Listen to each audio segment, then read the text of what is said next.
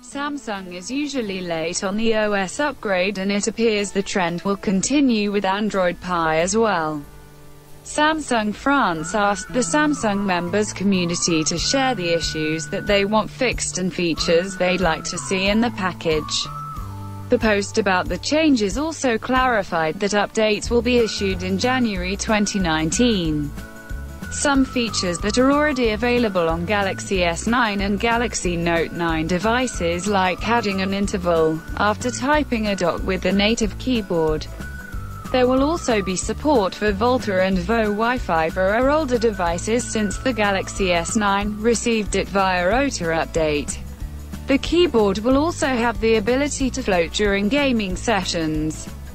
The update will bring easier access to videos in gallery and UI fixes when opening the array of pictures through the camera app. Other camera features will include using the flash in direct focus mode.